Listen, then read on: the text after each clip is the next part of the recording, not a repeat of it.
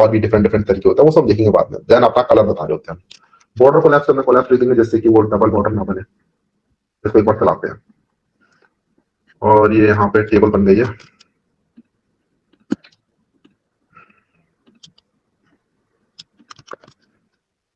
इस तरीके से हमें टेबल दिख रही है, राइट। अब इस टेबल के अंदर है क्या, हमें काम क्या करना है, हमें काम ये करना है कि ट्यूसडे वाले कॉलम को हमें कलर करना है। ये थोड़ा सा जो भी इनका जो कलर है लाइट ग्रीन जो भी है, ट्यूसडे वाले कॉलम को करना है। तो इसके लिए हमें जो पहला कॉलम है और दूसरा कॉलम है इसको स्किप करना पड़ेगा।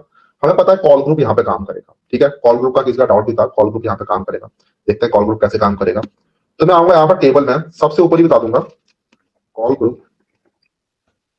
इस कॉल ग्रुप के अंदर बनाऊंगा मैं एक कॉल, और ये जो पहला वाला कॉल है ये बताएगा मेरा पहला वाला कॉलम, इसके अंदर मुझे क्या स्टाइलिंग करनी है। मैं कुछ भी नहीं करूंगा यहाँ पर। मैं बताऊंगा दूसरा वाला कॉलम, दूसरे वाले कॉलम में क्या स्टाइलिंग करनी है, मैं इसको भी खाली छोड़ दूंगा।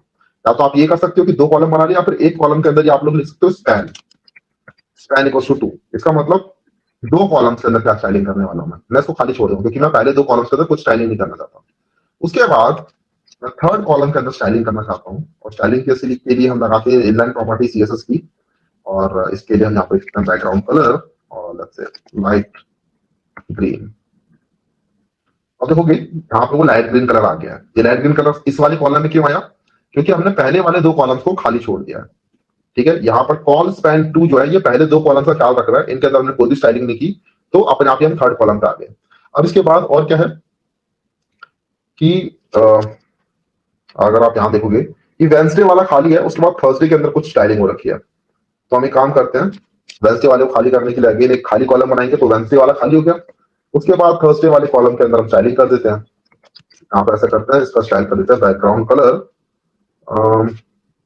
लाइट 7 कर लेते हैं, और साथ में इसको बॉर्डर भी देते हैं, बॉर्डर से 5 पिक्सल सॉलिड राउंड।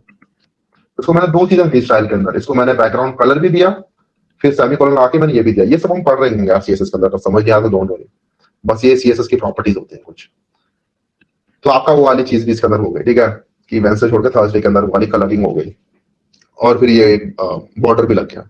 तो ये तो आसान था समझ में आया होगा, ठीक है। अक्षत कह रहा है भैया प्लीज मिक्सअप मत करो। What did I mix up, बताओ मुझे। अब जरा मैं कुछ कुछ डाउट ले लेता हूँ यहां तक। HTML में CSS मत लो प्लीज। ओके, ये कह रहा है HTML के अंदर CSS मत लिखो। देखो दिक्कत क्या है ना कि अभी हम जिस तरीके की मैंने स्टाइलिंग आप लोगों को दी है करने के लिए, वो जो आपको मैंने डाउट्स दिया भी था, वो इसलिए मैंने दिया था जिससे कि आप लोग और चीजें सीख पाओ, कॉल ग्रुप वगैरह। वरना कॉल ग्रुप सेंस ही नहीं बनाता ना। कॉल ग्रुप के अंदर अगर आप लोग स्टाइलिंग ना करो तो फिर आप लोग क्या ही करोगे इसके अंदर। तो इसीलिए वो कॉल ग्रुप समझाने के लिए मैंने वहां पर इनलाइन स्टाइलिंग और ये सब बता दिया था। और ये आज की क्लास की बात है। उसके बाद जैसे हम CSS सीख लेंगे अगली क्लास में, ये सब आप लोगों के लिए बहुत ईजी हो जाने वाला है। तो कुछ चीजों को लीप ऑफ फेथ लेके चलना पड़ता है, राइट। एनीवेज, और किसी कोई डाउट है? टेबल में कोई लाइन बोल्ड हो जा रही है, वो कैसे हो रहा है? टेबल के अंदर लाइन बोल्ड हो जा रही है, अच्छा ऊपर वाली लाइन बोल्ड हो जा रही है, दैट इज हैपनिंग बिकॉज मैंने इसको TH बनाया है। ये हमने पढ़ा था टेबल के अंदर कि हमारे टेबल के अंदर TH होता है और TD होता है। TH का मतलब होता है टेबल हेडर, और TD का मतलब होता है टेबल डेटा। तो जो ऊपर वाला हेडर वाला पार्ट है जिसको हम दिखाना चाहते हैं बोल्ड, वो होगा हमारा TH, ठीक है। तो मैंने मंडे ट्यूसडे वगैरह को बोल्ड बनाया है, इनको मैंने TH में डाला है। नीचे वालों को मैंने TDs में डाला है, ठीक है। नीचे जितने भी उन सबको TD में डाला है, इसका मतलब वो डेटा वाला पार्ट है, तो ये बोल्ड नहीं होंगे। समझ में आया चंद्र प्रकाश साहू?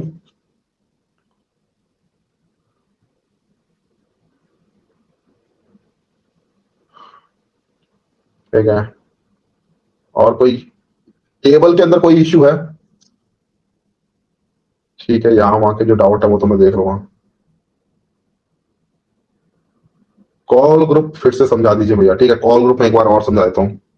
देखो कॉल ग्रुप किस तरीके से काम करता है। सबसे पहले तो कॉल ग्रुप को आप लोगों को सभी रोज के ऊपर लिखना होता है, टेबल के अंदर लिखना है, लेकिन रोज वगैरह से अलग निकल के लिखना है। तो ये देख लो मैंने कॉल ग्रुप एकदम अलग लिखा है। कॉल ग्रुप का काम क्या है, एक पर्टिकुलर कॉलम को सिलेक्ट करने का काम में आता है, क्योंकि आप जब बनाते हो तो आप रोज रोज बनाए जाते हो, लेकिन अगर आपको किसी कॉलम को सिलेक्ट करना है तो उसके लिए कोई प्रावधान नहीं है। तो उसके लिए हमें क्या करना पड़ता है, हमें कॉल ग्रुप का सहारा लेना पड़ता है इस तरीके से। तो हम कॉल ग्रुप बना देते हैं, और फिर उसके अंदर हम डिफरेंट डिफरेंट कॉलम्स बना देते हैं। अब इन कॉलम्स को हम लोग स्टाइल दे सकते हैं अपने खुद से, ठीक है। तो कॉल ग्रुप्स काम में आते हैं आप लोगों के कॉलम के ग्रुप बनाने के, और उस कॉलम के ग्रुप्स में आप लोग स्टाइलिंग दे सकते हैं। मैंने पहले बनाया 2 कॉलम का ग्रुप, स्पैन इक्वल्स टू 2 मेरा 2 कॉलम का ग्रुप बनाने में हेल्प कर रहा है। इन दोनों के अंदर मैं चाहूँ तो कुछ एक स्टाइलिंग दे सकता हूँ। लेट्स से बैकग्राउंड कलर मैं यहाँ पे लिख देता हूँ इसका। तो यहाँ पे क्या होगा, शुरुआत के जो 2 कॉलम होंगे उनका बैकग्राउंड कलर मैं लेफ्ट से लिख देता हूँ ये। आप देखोगे कि पहले 2 कॉलम का कलर अलग हो गया है, ये कॉलम का ग्रुप बन गया। तो कॉल ग्रुप इस काम में आता है, कॉलम का ग्रुप बनाने के। इसके अंदर आप लोग ऐसे करके कॉलम डिफाइन कर सकते हो, ठीक है। तो इनके अंदर आप अलग अलग कॉलम वाइज स्टाइलिंग अगर देंगे तो कॉल ग्रुप यूज कर रहे होते हैं, बस और कुछ नहीं। टीआर मतलब टेबल रो। यहां पर हमारी जो टीआर है, दिस इज मेकिंग अ रो। रो का मतलब ये होता है, जो आपकी हॉरिजॉन्टल चीज होती है वो होती है रो, वर्टिकल चीज कॉलम होती है आपकी। तो हमारा टीआर का मतलब एक रो बन रहा है, उसके अंदर हमने बहुत सारा डेटा डाला हुआ है। तो इसके अंदर रो वाइज चीजें डाल रही होती है, क्योंकि एचटीएमएल के अंदर आपको पता है ऊपर से लेकर नीचे तक चीजें डाल रही होती है, ऐसे ऊपर से नीचे चीजें डाल रही होती है।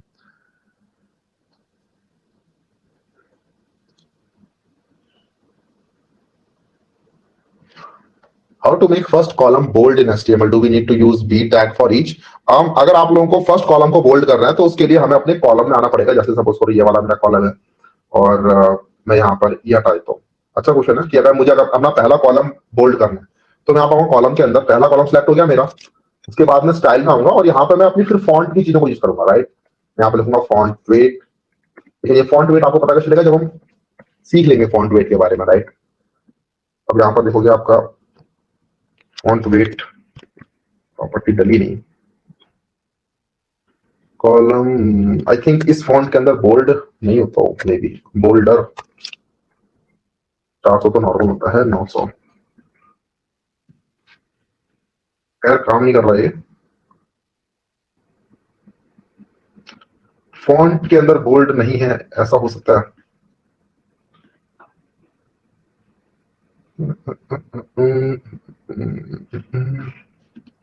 एक सेकंड में कुछ चेक कर रहा हूँ।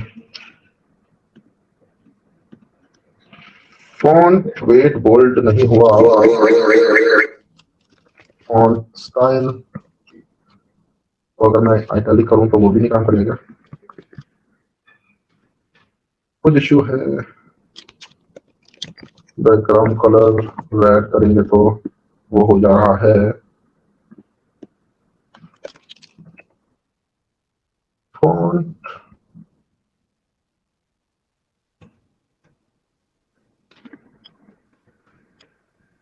फॉन्ट वेट ही होता है वैसे तो बोल्ड करने के लिए, लेकिन काम नहीं कर रहे हैं। दूसरा तरीका ये है कि हम यहाँ पर इन जो डेटाज है इनको हम अपनी स्टाइलिंग दें एक अलग। आई मीन जो पहले पहले एलिमेंट है इनको हम क्लास दें कि ये जो क्लास है it is let's say bold class है, और फिर हम बोल्ड क्लास को अलग से फिर डिफाइन कर रहे हो अपने स्टाइल के अंदर। But that is a bad kind of वे।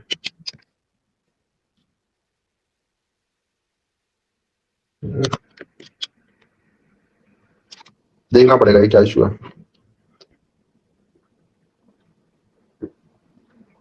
भैया रो ग्रुप होता है। दूसरा एक तरीका जो है वो ये है कि आप लोग पहले वाले एलिमेंट को, क्योंकि ये टेबल है राइट, तो आप यहाँ पर लिख सकते हैं इस तरीके से कि F1 F2 TH। You can make this first element as TH। तो जो भी पहला पहला पार्ट है उसको आप TH बना दोगे, जैसे फर्स्ट पीरियड और सेकंड पीरियड को मैंने TH बना दिया, राइट। इससे क्या होगा, ये फर्स्ट पीरियड और सेकंड पीरियड ये मेरे बोल्ड हो गए। तो आप लोग किसी को भी टेबल हेडर बना सकते हो, उसमें कोई इशू नहीं है। तो वो चीज काम कर जाएगी आपकी। मुझे देखना होगा फॉन्ट कैसे काम नहीं किया उधर।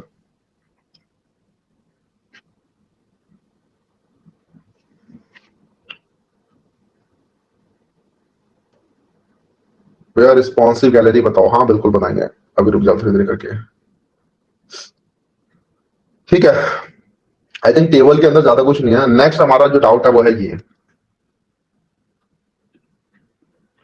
Build a responsive photo gallery web page, it should have 2 rows and 3 columns। ये काफी लोगों का डाउट आया था कि ये गैलरी कैसे बनेगी। तो इस टाइप की चीज हमने देख भी ली थी वैसे लास्ट क्लास का, मतलब जब ये हम क्लास पढ़ रहे थे इमेजेस के बारे में जो हम बात कर रहे थे कि आप लोग कैसे इमेजेस को रिस्पॉन्सिव बना सकते हो। तो मैंने आपको बताया था कि डिफरेंट डिफरेंट स्क्रीन साइजेस के लिए आप लोग अपने सोर्स सेट और साइजेस की प्रॉपर्टी को चेंज कर सकते हो। यहाँ पर एक दूसरा डाउट पहले पकड़ लेते हैं, विच इज सोर्स सेट और साइजेस। लोगों को ये इसमें डाउट है कि सोर्स सेट और साइजेस किस तरीके से काम करते हैं। ठीक है, सोर्स सेट और साइजेस को एक बार ठीक से समझ लेते हैं एक बार और, कि सोर्स सेट और साइज का मतलब क्या है। उसके लिए मैं इसी के अंदर ही कर लेते हैं, सो दैट मुझे बार बार नई नई क्लासेस ना बनानी पड़े। मैं क्या करूंगा, इस नीचे वाले पार्ट को कमेंट कर दूंगा, सो दैट ये आप लोगों के लिए अवेलेबल रहेगा पूरे टाइम। और ऊपर मैं यहाँ पर इमेज बनाऊंगा एक, और इस इमेज के सोर्स में डालूंगा मैं ऐसी, आप कोई भी इमेज डाल सकते हो, आपकी मर्जी है। मैं यहाँ पे बस कन्वीनियंस के लिए वाया डॉट प्लेस होल्डर से डाल रहा हूँ, लेट्स से 400, और यहाँ पे मैं लिख देता हूँ इमेज। ये देखते हैं क्या दिखता है हमारा, https वाया डॉट प्लेस तो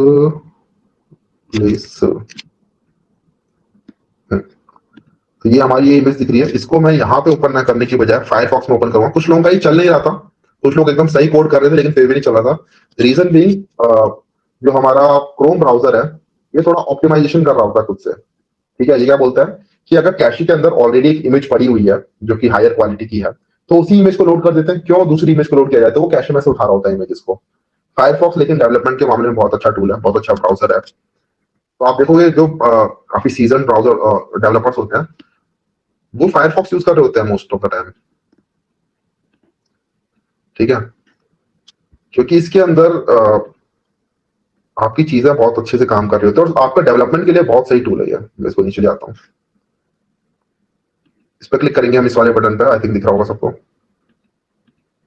और यहां पर आके आपको डीपीआर इक्वल्स टू 1 कर लेना है। ठीक है, तो अगर कई लोगों के लिए वो चीजें काम नहीं कर रही थी स्क्रीन साइज को छोटा बड़ा करने पर, रीजन नहीं कि आपका डीपीआर का कंसेप्ट थोड़ा सा हिला हुआ है वहां पर। ठीक है, डीपीआर 1 होगा तो डीपीआर 1 के लिए 400 पिक्सल की इमेज लोड हुई है। और यहां पर आपका जो सोर्स सेट होता है, सोर्स सेट का मतलब कुछ भी नहीं है। सोर्स सेट का मतलब बस ये समझो कि आपने इस इमेज को ऑप्शन दे दिए हैं बहुत सारे, कि आपके पास इतनी सारी इमेजेस हैं, इनमें से कुछ भी चूज कर लो। सोर्स सेट का मतलब होता है बस इमेज, इस इमेज टैग को बहुत सारे ऑप्शंस दे देना, कि आपके पास ये भी ऑप्शन है, ये भी ऑप्शन है, ये भी ऑप्शन है। मैं बस आपको बता दे रहा हूं कि ये वाला ऑप्शन इस विड्थ के लिए, या फिर ये वाला जो ऑप्शन है ये किस डीपीआर के लिए है। मैंने आपको ये बता दिया, बस इसके अलावा और कुछ नहीं है। सोर्स सेट को बस इतना समझो और एकदम अलग रखो सोर्स सेट को। साइजेस के साथ सोर्स सेट को कंफ्यूज मत करो प्लीज। ठीक है, सबसे पहले तो हम इस चीज को क्लियर कर लेते हैं, साइजेस के साथ सोर्स सेट को हम नहीं करेंगे कंफ्यूज बिल्कुल भी। तो यहां पर ऐसा करता हूं, मैं इस इमेज को कुछ और ऑप्शन देता हूं। ऑप्शन देने के लिए हम यूज करेंगे सोर्स सेट का। तो मैं यहाँ पे लिखूंगा सोर्स सेट, सोर्स सेट, और यहाँ पर मैं बहुत सारे इसको ऑप्शन दे सकता हूँ। अब तो मैं इसको ऑप्शन दूंगा, वो मैं किसके हिसाब से देने वाला हूँ, मैं इसको देने वाला हूँ विड्थ के हिसाब से। ठीक है, बेसिकली मैं बताना चाहता हूँ ये वाली जो इमेज है, एक सेकेंड, ये वाली जो इमेज है, ये इमेज आप 400 विड्थ की मानो।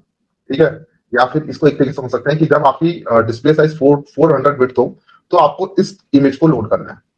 ठीक है, दूसरा मैं इसको ऑप्शन देता हूं, तो ऑप्शन दूसरा देने के लिए मुझे कॉमा सेपरेट करके इसके अंदर दूसरी इमेज डाल सकता हूं मैं यहाँ पर। This is my second image,